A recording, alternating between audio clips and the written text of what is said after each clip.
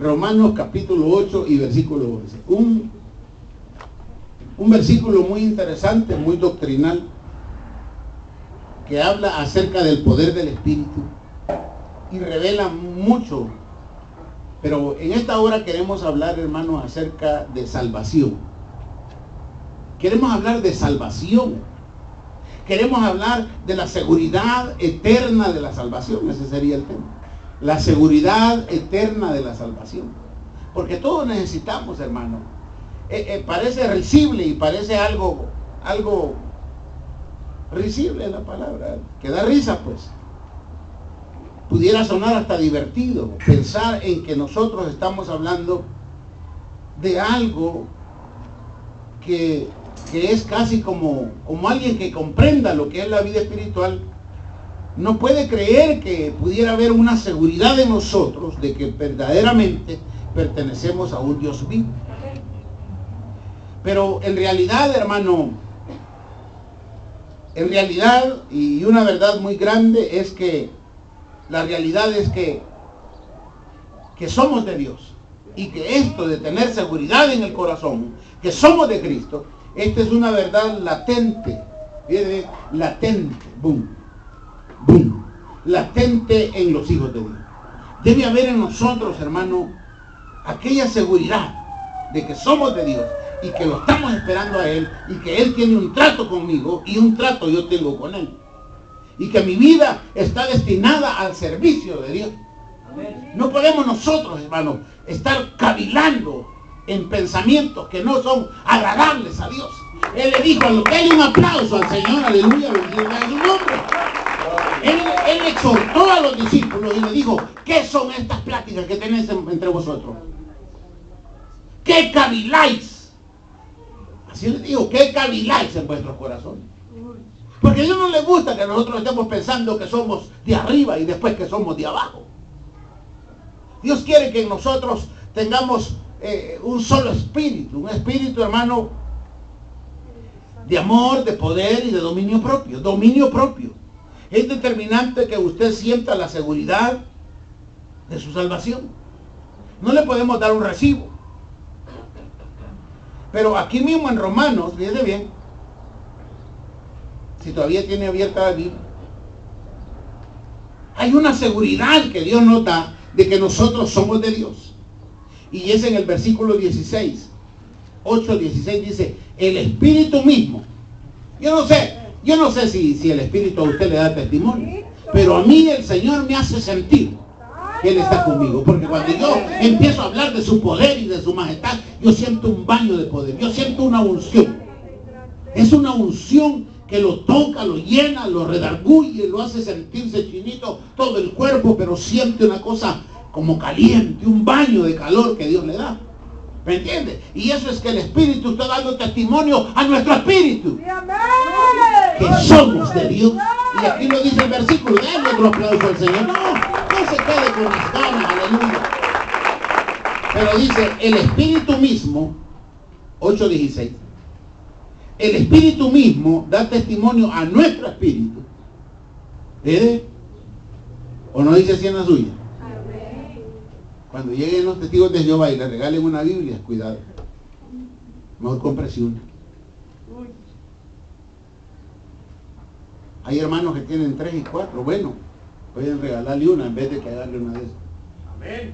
8:16 dice, el Espíritu mismo da testimonio a nuestro espíritu de que somos hijos de Dios. O sea que no se trata de suerte, no se trata de casualidades, no se trata de formar un grupo que haga creer a la gente de que somos de Dios. No. Dios nos está dando la seguridad eterna de la salvación. Que somos de Él y que andamos en Él y que perseveramos en Él. Esa es la seguridad que Dios nos está dando. Esto es interesante porque en este tiempo, hermano, que se está viviendo una inseguridad espiritual por la apostasía que se está moviendo. ¿Qué es esto de la apostasía? Apostasía es, hermano, como cuando aquellos gritaban crucificarle. Ellos gritaban la turba, diga la turba. La turba. Gritaban crucifícale. Fíjense, hermano, que hay algo bien interesante. El Señor les decía una parábola. Les decía una parábola a todos los que se reunían a escucharle a Él. Y Él les decía ahí en San Mateo, en el capítulo 21, por ahí va. Pero después lo lee en su casa. Pero les decía a Él, ¿verdad? Y un hombre vino y plantó una viña. ¿Sí? Y llamó labradores. Y les dijo, trabájenla. Y se fue. El hombre. Ese es el Padre. Entonces viene y dice, y les dice, trabajen. Y los deja trabajando. Entonces viene, hermano, y dice que más después mandó a profetas. Los mataron. Él mandó buscar frutos de la obra de Dios. La obra de Dios, hermano, no es que yo coma de la iglesia o que yo viva pensando en él, sino que yo haga la obra de Dios. Dele otro aplauso al Señor, aleluya. No, como que no muy convencido, pero lo recibimos, pues, recibimos ese aplauso. Lo recibimos. ¿Verdad? Lo recibimos en el nombre del Señor, pues. ¿Verdad? Como que no está muy convencido aquí. Dele otro aplauso al Señor. Para ti, Señor, para Él, aleluya, bendita sea su nombre. Entonces decía yo, hermanos, que el Señor le entregó una viña para que la trabajaran y Él se fue. Y mandó sacerdotes, los mataron. Mandó profetas, los mataron. Mandó discípulos, los mataron. Y un día dijo Dios, voy a mandar a mi hijo a ver si lo respetan. A él sí le van a entregar los frutos de la obra. Y mandó al hijo. ¿Qué le hicieron? Lo crucificaron también. Ahora bien, ¿de qué estoy hablando yo? Estoy hablando de que la obra de Dios no es nuestra. Y debemos de entregarle a Él los frutos. Entonces, algo interesante en esto es que Moisés vino y estando allá en el desierto, se le acercó su suegro. Y le dijo, mira, Moisés, te vas a morir atendiendo a toda esta gente. Levanta hombres que amen a Dios, que sean sabios. Dale grupos de 10, de 20, de 50, de 100, hasta de 500, que sean como capitanes, nosotros le llamamos líderes. Que sean como, y que vean la obra de Dios, que luchen por ella. Esto sucedió y eso fue, hermano, y eso fue eterno, pues. Ahí hasta que el Señor Jesús vino, ya se conocía como el Sanedrín. El Sanedrín donde estaban todos aquellos de los cuales habla el Salmo 118. Este Salmo 118, 22, habla de que aquella piedra que desecharon los edificadores ha venido a ser cabeza del ángulo. Ese es Cristo Jesús. Denle un aplauso a Cristo Jesús. Aleluya. Aquella piedra que desecharon los edificadores. ¿Por qué edificadores? Porque Dios ha levantado pueblo para edificar. Dios no nos ha levantado como pueblo de Él para estar acolchonados, sino para trabajar, para edificar la obra de Dios. Amén. Así es como esto funciona. Entonces, ese mismo Sanedrín se encargó en ejecutar al Hijo de Dios. Si se da cuenta, la parábola que el Señor tanto decía, que el padre dijo, el dueño de la viña dijo, voy a mandar a mi hijo a ver si a él lo respetan.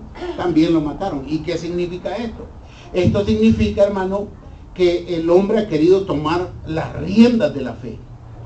Las riendas, dirigir su propia salvación. Y esto es algo que no puede ser.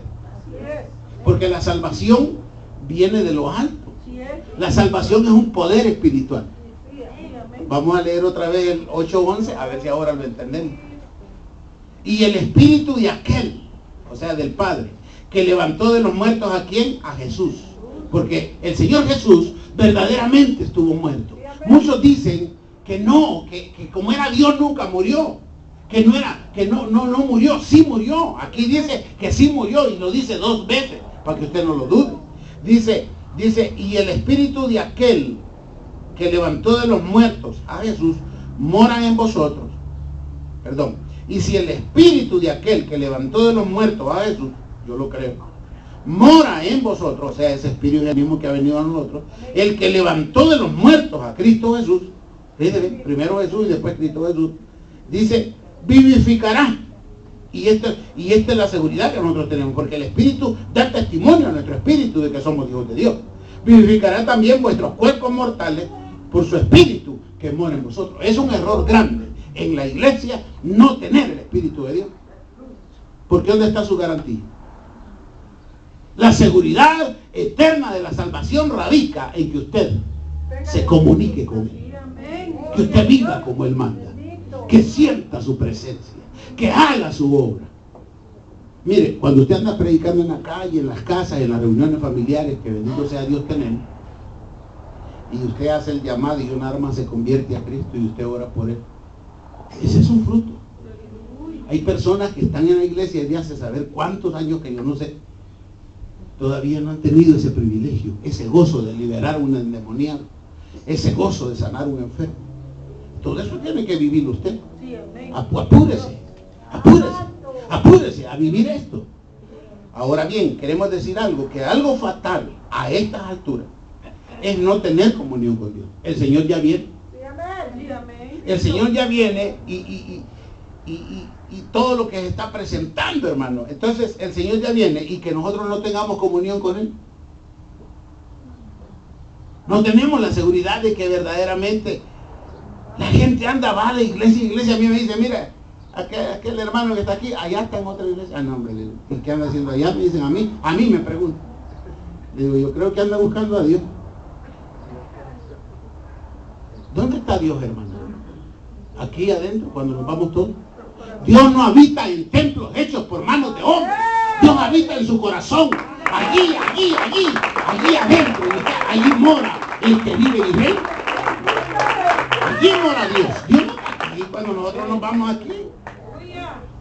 ¿Me entiende? Aquí queda solo, pues.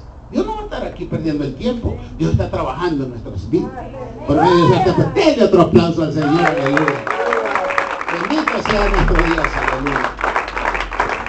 Así es que la comunión con Dios, hermano, no es el ministerio. Y la persona pudiera decir, yo estoy en el ministerio, esto no le garantiza nada. Que yo estoy en la iglesia tal que esa sí la va a levantar el Señor, no le garantiza nada. Es su vida, sus pasos, sus pensamientos, sus acciones, su amor hacia Dios, su adoración hacia Dios. Eso es lo que importa. No es digamos como digamos que yo tengo una amistad con el pastor y yo voy a comer con él. De nada, ¿sí? Si uno cae bien la comida, uno le puede decir que no, pero no es el privilegio, porque ¿qué dice Efesios 2:9? No es por obras para que nadie se gloríe. La salvación, dice el 2:8, no dice, la salvación dice que es por gracia, para que nadie se gloríe. Y dice también que esto no es de vosotros, dice, pues es don de Dios. Y no es por privilegio, dice, para que nadie se gloríe. O sea que el privilegio, hermano, el privilegio es un agradecimiento que uno tiene a Dios. Uno quiere estar conectado con Dios, uno quiere andar cerquita de Dios, vivir con Él, pensar en Él, vestirse bien para Él. Eso es lo que Dios quiere. Ese es el privilegio. Denle otro aplauso al Señor. No se cansa, aleluya. Debemos de tener armonía con Dios, con el Santo de Israel. Dice el Señor, hermano, por ejemplo, ahí en Apocalipsis 3:10, fíjense lo que se avecina a la tierra. Dice, por cuanto guardaste la palabra de mi paciencia, algo así dice. Por cuanto guardaste la palabra de mi paciencia, fíjate bien, la palabra de mi paciencia, que a Dios hay que servirle confiando y esperando en Él. Por cuanto guardaste la palabra de mi paciencia, dice, yo también te guardaré. Vea cómo Dios es recíproco. Que así como usted se da, así Dios lo bendice. Así como usted se entrega, así Dios se entrega por usted. Dios es recíproco. Por cuanto guardaste la palabra de mi paciencia, yo también, dice el Señor. ¿Te das cuenta? Pero ¿de dónde viene la bendición? De su propia vida. Porque Él le dice, por cuanto guardaste la palabra de mi paciencia. Yo no sé si así usted lo está leyendo. Por cuanto guardaste la palabra de mi paciencia, yo también, dice. Él no se queda atrás, Él es un rey, Él es un Señor, Él es todopoderoso. Él es el que rige la tierra, aleluya, bendito sea Dios. Por cuanto guardaste la palabra de mi paciencia, yo también, dice Él, te guardaré de la hora de la prueba que ha de venir sobre los que moran en la luna. ¿Cuántos digan amén?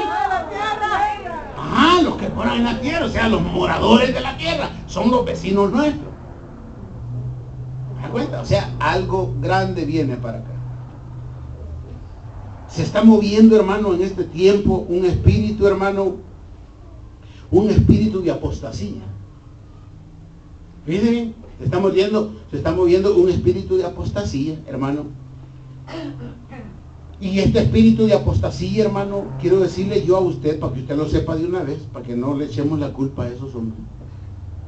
Este espíritu de apostasía es 100% bíblico. Estos hombres que están a cargo de grandes obras y cosas así, no sé de quién son esas obras, pero estos hombres creen que ellos son los campeones y que ellos son los promotores de estos movimientos. No, esto es bíblico. Ellos solamente son títeres del enemigo, pues. Y alguien pudiera decir, uy, el hermano, ¿cómo está hablando? No. La gente, se lo voy a probar con un texto, porque me gusta que queden claras las cosas. Primera de Timoteo, ahí va.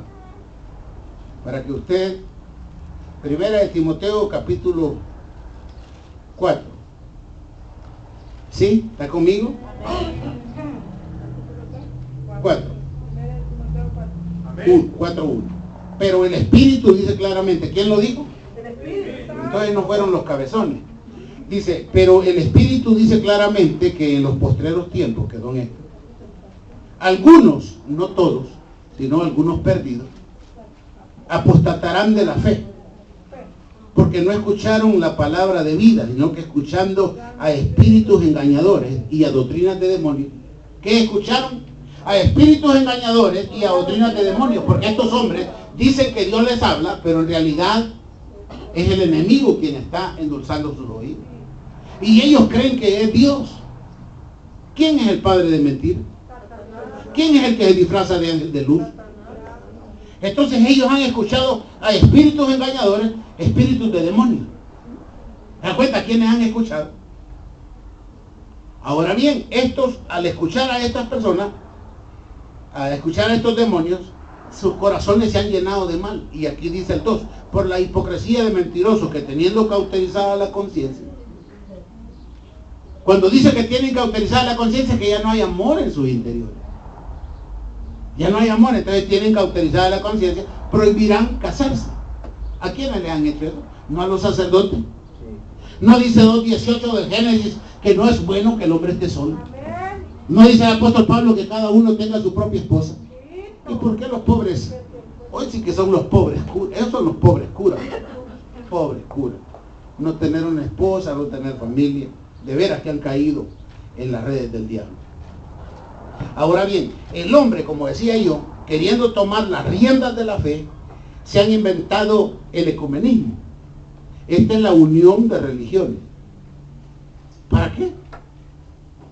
Eso de unión de religiones, y esto quiere dar a entender de que nosotros podemos ser, porque ya se unen todas las iglesias, ¿eso significa salvación?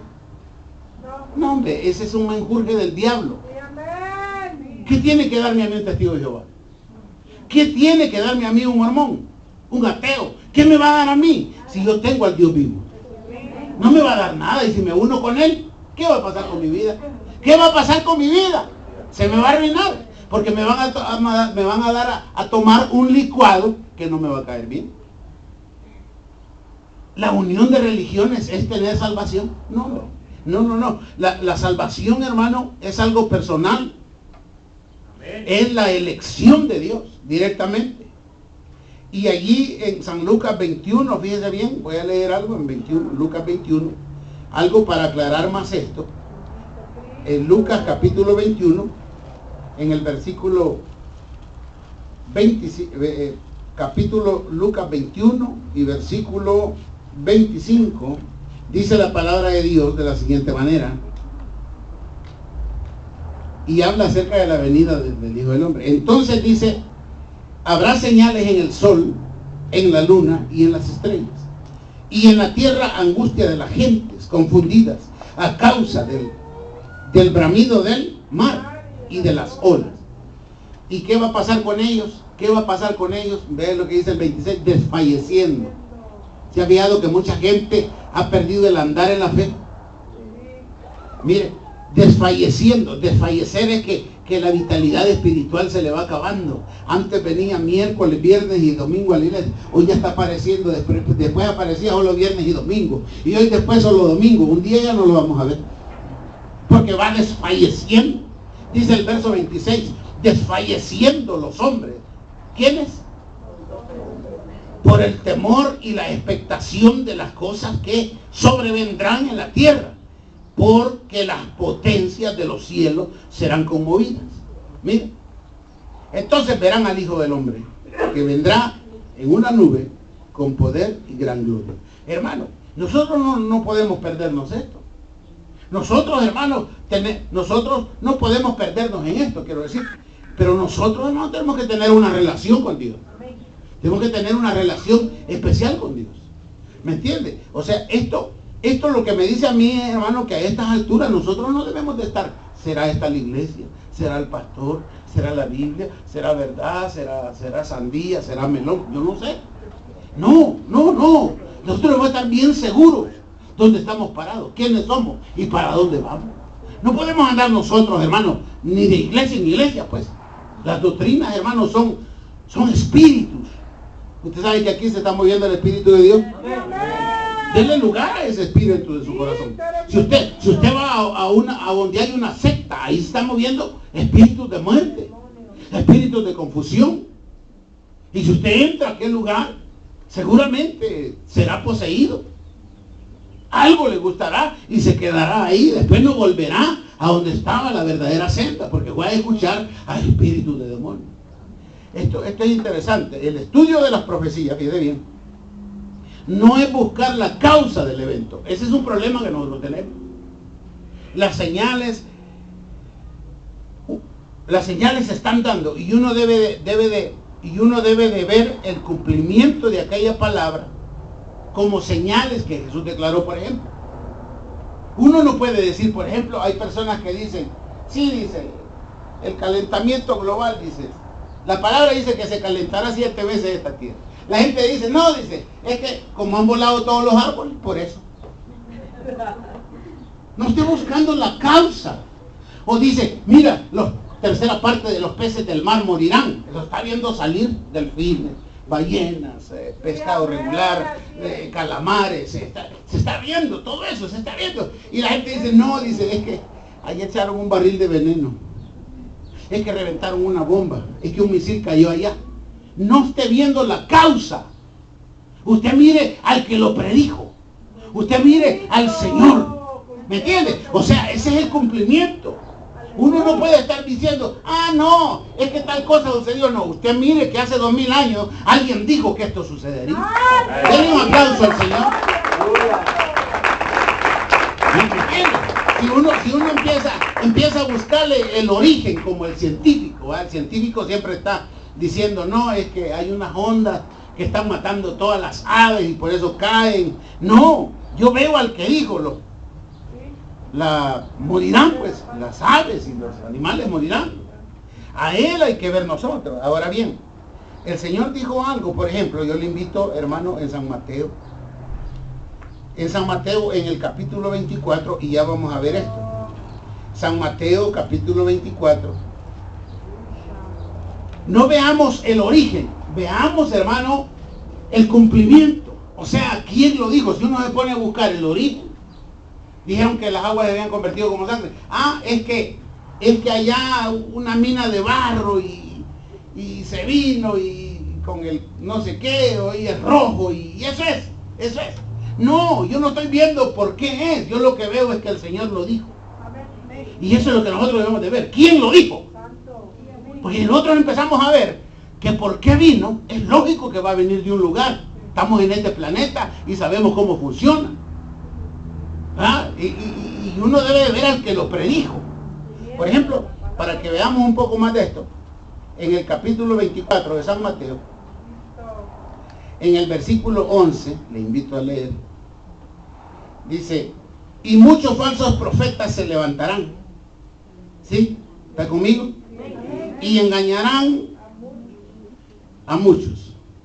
Y por haberse multiplicado la maldad, mire pues, el amor de muchos, ¿qué sucederá? Mas el que persevere hasta el fin, este será salvo. Esta es una verdad latente, es una verdad que tenemos ahora en perspectiva, es algo que podemos ver. Se ha levantado esa cantidad de profetas, ahí está. Usted diría, no, es que hoy como ya los pastores no son nada, porque es la idea. Todos los pastores han sido descartados, porque hoy las iglesias son dirigidas por apóstoles, profetas, doctores en divinidades y todo eso, teólogos y todo eso. Ya el pastor no, hoy el pastor ha descendido a diácono y el diácono ha salido. Ahora el pastor ya no es nada, ya el pastor ya no lo toma en cuenta. Pero si me quiero hacer apóstol, dice que por $3,000 lo hacen a uno. Eso no es lo que dice la palabra de Dios. Ahora bien, vamos a ver esto, que dice el 24:11. Dice, y muchos falsos profetas se levantarán y engañarán a muchos. Eso están haciendo. Engañarán a muchos. ¿Sí? Eso están haciendo. O sea, eso usted lo está viendo, que es una profecía que se ha cumplido. ¿Y letras de quién son? Son las letras del Señor, el Señor lo dijo. Y nosotros vamos a seguir mirando la luna, preguntándole a los sobrenaturales. No. El Señor reprenda al enemigo. Y por haberse multiplicado la maldad, el amor de muchos se enfriará. ¿Cuánta gente usted no ha conocido que ahorita se está quedando en su casa? Dice, es que yo no entiendo nada, todos son ladrones, todos son aquí, todos son allá, y empieza a hablar un montón, una serie de cosas, pero el problema es, se ha quedado en su casa.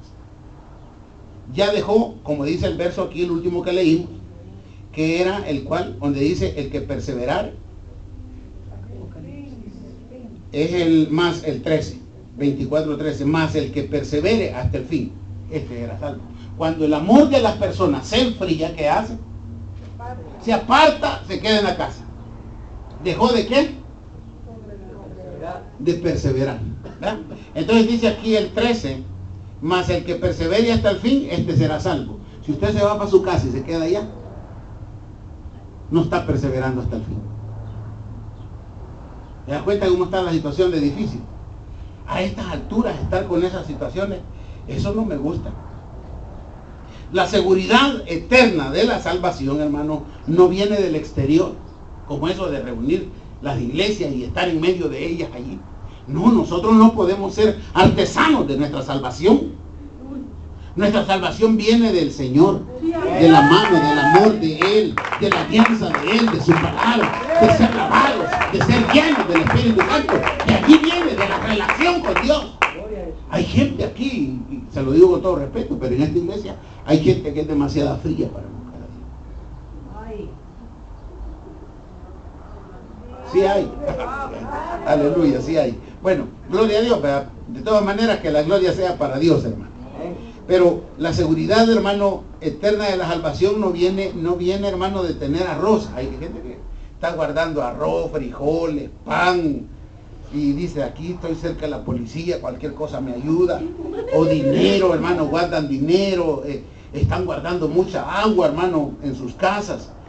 La seguridad no viene de las cosas que nos rodean, la seguridad viene del interior, hombre.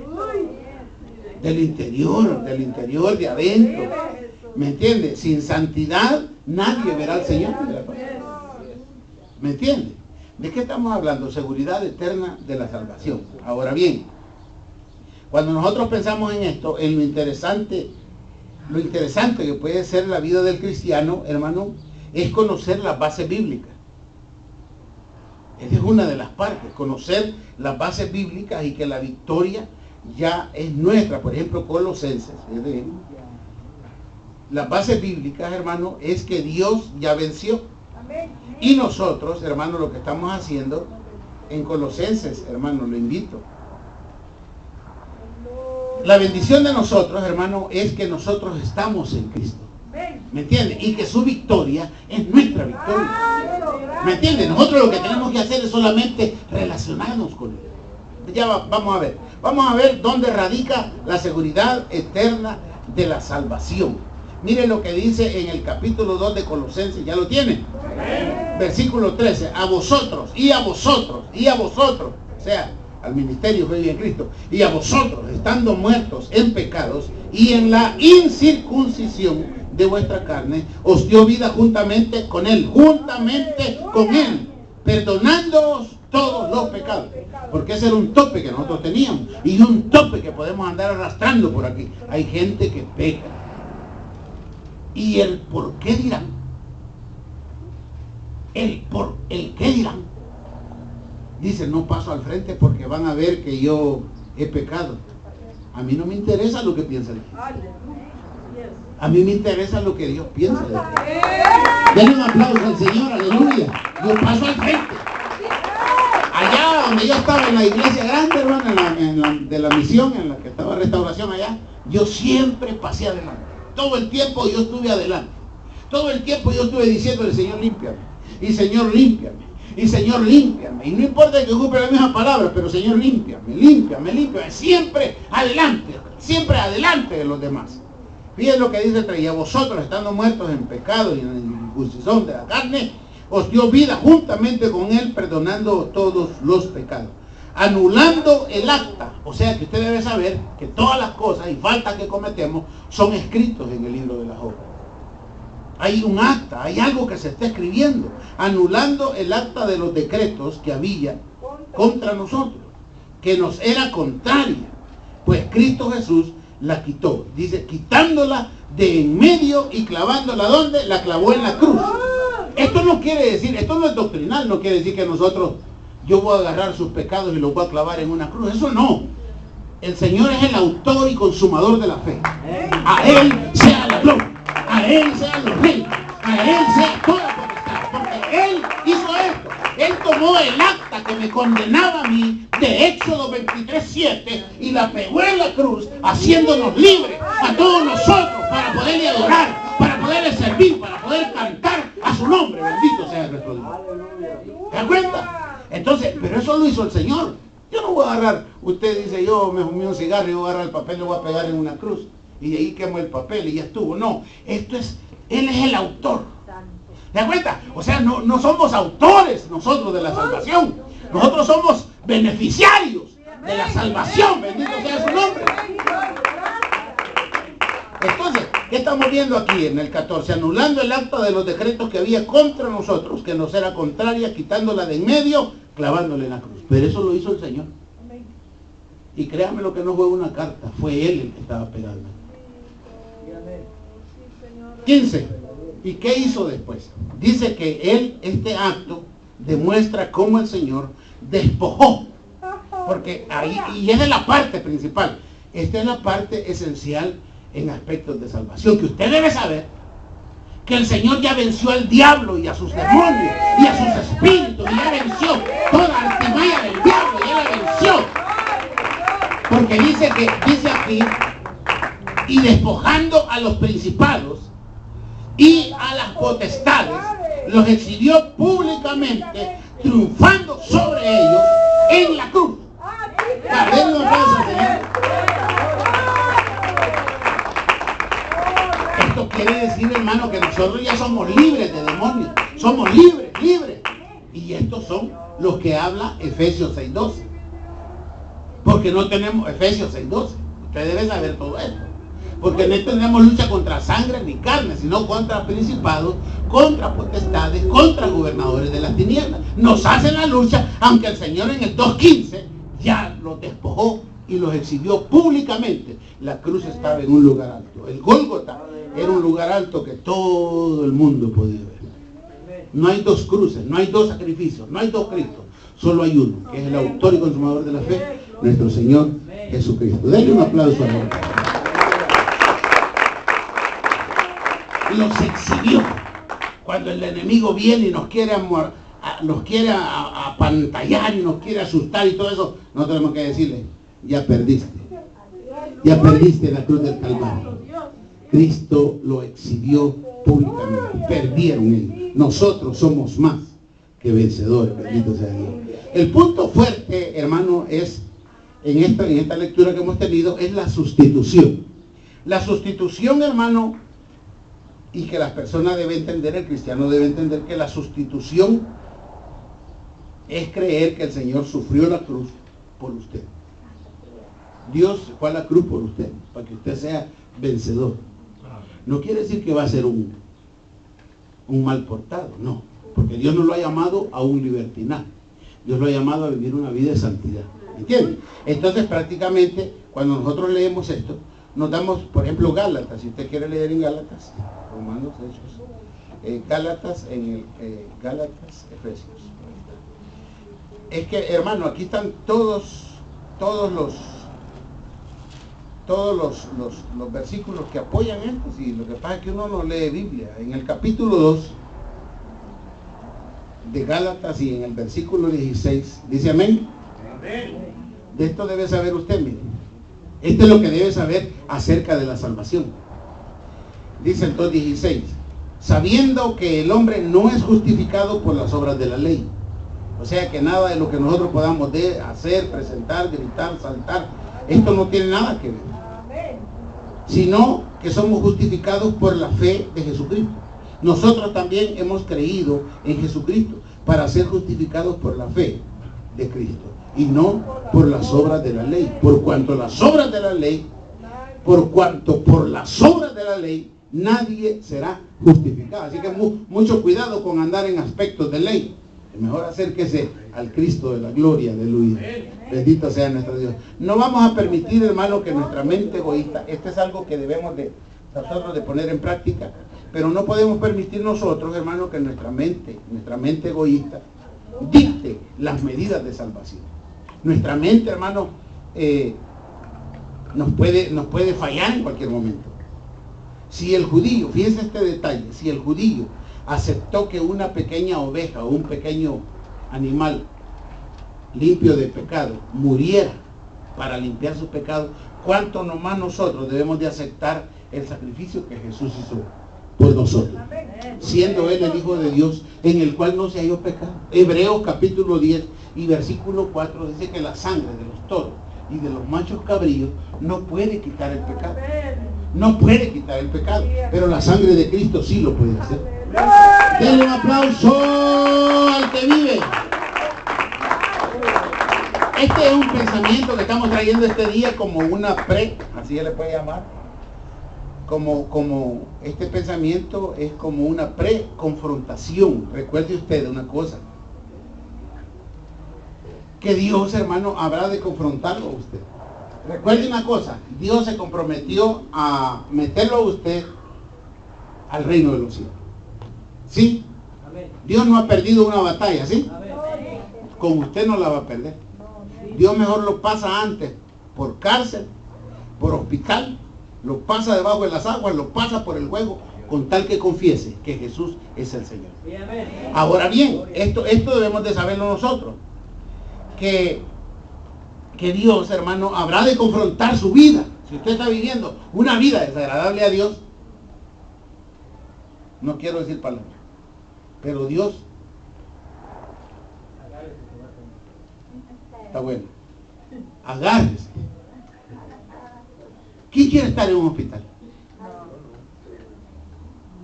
¿Quién quiere estar en la cárcel? ¿Quién quiere estar pobre y acabado? Nadie. Entonces mejor hagamos como Dios manda. Porque Dios, hermano, habrá de confrontar. Eso Dios lo ha tenido siempre, que Dios confronta a su pueblo. Dios, mire, la justicia de Dios no permite que Dios nos acabe de un golpe. En la palabra de Dios dice en Lamentaciones 3, 22 y 23, que sus misericordias son nuevas cada mañana. Dios no puede venir y darnos un golpe sin avisarnos. Si hasta los ninivitas, que era la ciudad sangrienta, no les mandó a avisar. Arrepiéntanse, que si no, ¡boom! Y nosotros, hermanos, debemos de estar bien conscientes de esto, que Dios al que ama, disciplina y azota a todo el que recibe por hijo, con tal que dé la medida. No esté esperando usted a que Dios venga a corregir, hombre. Dios mandó a Jonás a predicar allá. ¿Y qué hicieron esa gente? ¿Cuánto? Miren, los ninivitas no eran su pueblo. ¿Cuánto nomás nosotros que un día hicimos la decisión por Jesucristo? Porque nosotros, hermanos, ¿cuántos han entregado su vida a Cristo? Obedézcale entonces, obedézcale. Nosotros que hicimos la decisión de seguirle, cuando le entregamos nuestra vida, nuestra voluntad, nuestra fuerza. Debemos, hermano, para concluir, porque ya debemos de ir, es hermoso este tiempo de revelación. Deseo compartir con usted el primer versículo que leímos, a ver si se acuerda. Aleluya, vaya. Deseo compartir acerca de la perfección en Cristo Jesús. Dios lo va a meter a usted al cielo. Y por eso Él ha proveído su Santo Espíritu. Usted tiene que buscar a toda costa que el Espíritu Santo lo toque. Usted debe buscar a toda costa,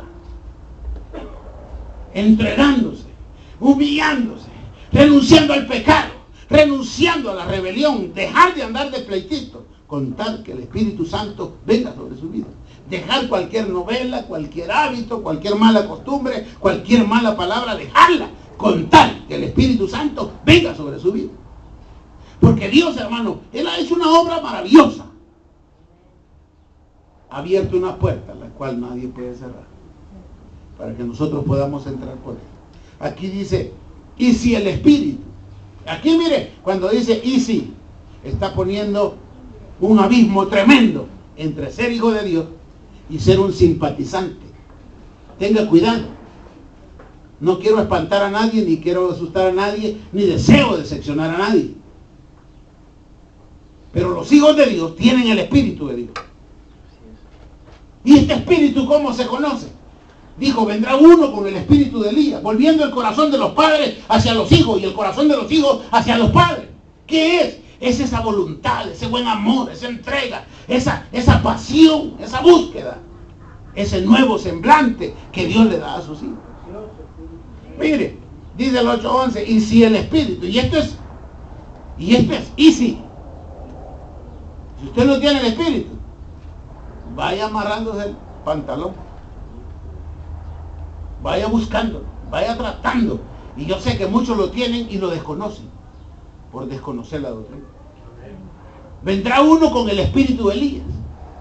Eso quiere decir un espíritu de entrega, un celo. Eso quiere decir el espíritu de Elías. No es que vamos a ser espiritistas nosotros y que se nos metió el espíritu de San Pancho, a ver quién. No, eso no quiere decir eso. El espíritu es un deseo ardiente, un anhelo en el corazón por querer hacer la obra de Dios. ¿Usted siente eso o no? Está deseando irse para su casa. Ayúdanos, Padre. Mire, dice así, y si el espíritu de aquel, o sea, del Padre, que levantó de los muertos a quién, ¿vale? ¿Quién levantó de los muertos a Cristo? ¿Quién? El Espíritu. Y era el Espíritu del Padre. Y si este Espíritu mora en vosotros, si mora, esto es si mora. Fíjate bien. Fíjate bien. Dice a Jesús, mora en vosotros el que levantó de los muertos. Va por segunda vez. El mismo versículo dice que Jesús estaba muerto. El que levantó de los muertos a Cristo Jesús, o sea, el Espíritu, vivificará también vuestros cuerpos mortales por su Espíritu que mora en vosotros. La obra de Dios es perfecta. No la hagamos imperfecta nosotros. No crea usted que ocupar un privilegio en la iglesia, tener una silla con su nombre, le da un lugar en el reino de los cielos. Busquemos el Espíritu de Dios haciendo la obra de Dios, y el Espíritu vendrá solito, porque usted quiere hacer la obra de Dios.